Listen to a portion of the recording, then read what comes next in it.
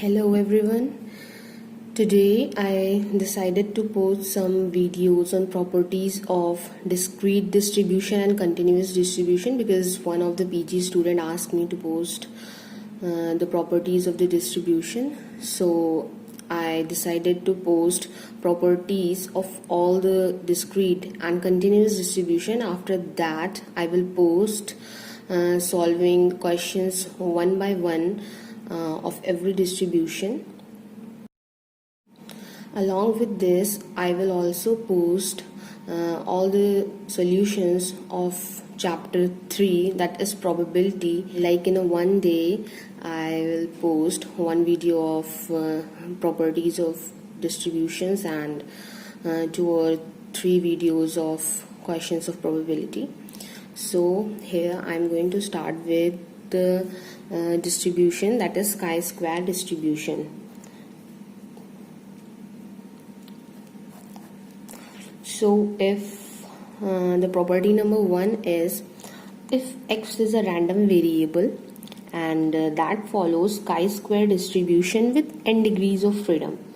x आपका कोई भी random variable है और वो chi-square distribution को follow करता है with n degrees of freedom, then आपको पता होगा कि इसका जो PDF होता है वो होता है fx 1/2 to the power n by 2 gamma n by 2 e to the power minus x by 2 x to the power n by 2 minus 1. So here n is the degrees of freedom. n जो है वो degrees of freedom है. x आपका variable है. x की जो range है वो 0 less than equal to x less than infinity तक होती है. तो ये तो आपको पता होगा. ये है आपका PDF. सो इसकी जो सेकंड प्रॉपर्टी है वो ये है कि अगर ये आपका ये x है वेरिएबल, अगर x आपका फॉलो करता है chi square with n degrees of freedom को, कोई क्वेश्चन आपको गिवन है उसमें बोलेगा कि x is following chi square distribution with n degrees of freedom, then which distribution will be followed by x by 2. तो अगर आपसे पूछा गया कि x by 2 है तो वो किस डिस्ट्रीब्यूशन को फॉलो करेगा, या इसी के साथ ज्वाइन करके कोई क्वेश्चन आपको इस तरह का दे देंगे तो आपको ये निकालना होगा कि ये किस डिस्ट्रीब्यूशन को फॉलो करेगा. तो ये कुछ छोटी छोटी प्रॉपर्टीज हैं जो अगर आपको लर्न होंगी तो ये आपका टाइम सेव करेंगी. तो अगर x by 2 फॉलो करता है आपका गामा विद n by 2 को, सो अगर x आपका काई स्क्वायर डिस्ट्रीब्यूशन है with n degrees of freedom तो x by 2 आपका गामा डिस्ट्रीब्यूशन को फॉलो करता है विद पैरामीटर n by 2. सो इसकी जो थर्ड प्रॉपर्टी है वो ये है कि अगर xi हमारे पास कोई भी वेरिएबल है एंड i की जो रेंज है वो 1 to n वेरी कर रही है. x जो है आपके इंडिपेंडेंट नॉर्मल वेरिएट्स हैं एंड इसका जो मीन है वो है म्यू आई एंड जो वेरिएंस कहिए या स्टैंडर्ड डेविएशन कहिए वो है सिग्मा आई. वेरिएंस होता तो सिग्मा स्क्वायर हो जाता, बट ये है स्टैंडर्ड डेविएशन. सो यहाँ पे आपको गिवन है x I, that means x1 का मीन हो जाएगा म्यू 1 और स्टैंडर्ड डेविएशन हो जाएगा सिग्मा 1. x2 का जो आपका मीन है वो x2 का mean mu 2 and standard deviation sigma 2. तो ये पूरा आपको n तक गिवन है. तो यहाँ पे बोला गया है कि इसके बाद क्या हो जाएगा, जो xi माइनस म्यू है, अगर आप xi minus mu i upon sigma आई करते हैं, समेशन यहाँ पे लेते हैं i going from 1 to n because i 1 to n very कर रहा है, और इसका स्क्वायर कर देते हैं.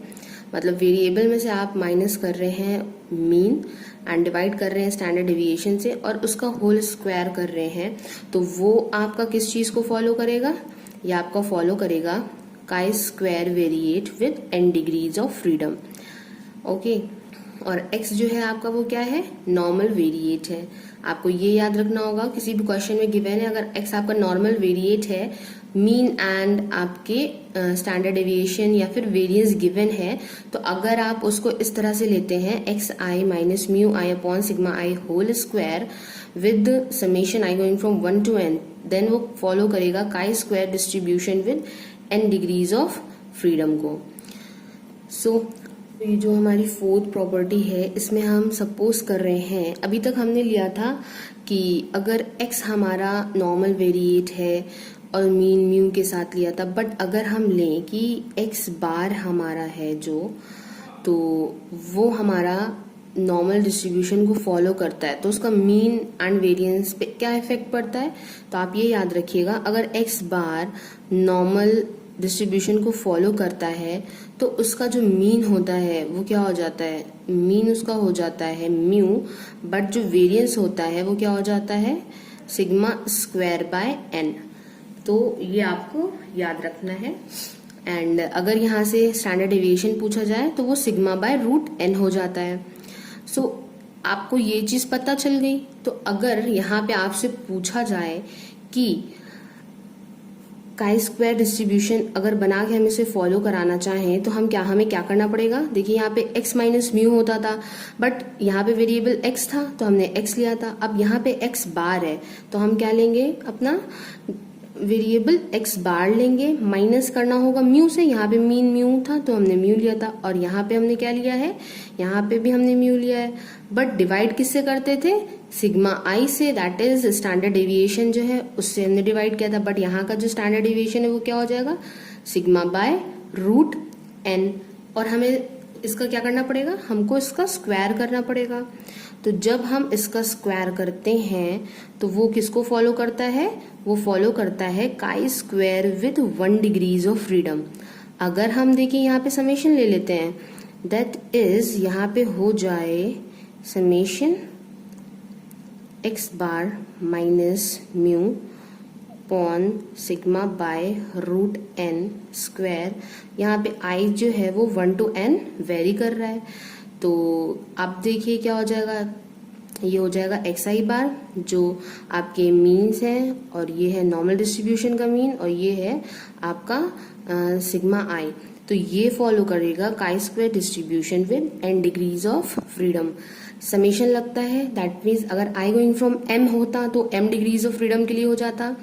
अगर यहाँ पे z होता, जितनी भी डिग्रीज होती हैं वो यहाँ पर आ जाती हैं। यहाँ पे कोई भी समेशन नहीं था, सिंगल वेरिएबल्स के लिए लेके किया गया था, तो यहाँ पे जस्ट 1 डिग्रीज ऑफ फ्रीडम होता है। एंड वन थिंग आपको ये चीज पता होनी चाहिए कि अगर x आपका कोई भी वेरिएबल है जो कि फॉलो करता है आपका नॉर्मल डिस्ट्रीब्यूशन को, तो अगर हम x minus mu upon sigma करते हैं तो वो आपका स्टैंडर्ड नॉर्मल डिस्ट्रीब्यूशन 0 and 1 को फॉलो करता है।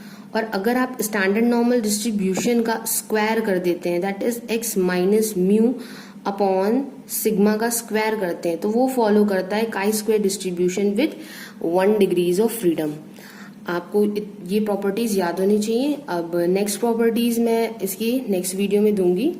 सो अगर आपको ये वीडियो पसंद आया और ये 4 प्रॉपर्टीज क्लियर हुई हो तो प्लीज प्लीज प्लीज आप लोग इसको अच्छे से लर्न कर लीजिए, ताकि आगे जो मैं क्वेश्चन सॉल्व करूं उसमें आपको कोई भी प्रॉब्लम ना हो। अगर आपको ये प्रॉपर्टीज लर्न होंगी तो आप इजीली क्वेश्चंस में आपको बहुत सोचने की जरूरत नहीं पड़ेगी, जस्ट आपको प्रॉपर्टी लर्न है तो आप फॉर एग्जाम्पल को सॉल्व कर सकते हैं। Okay, thank you for watching my video, have a nice day.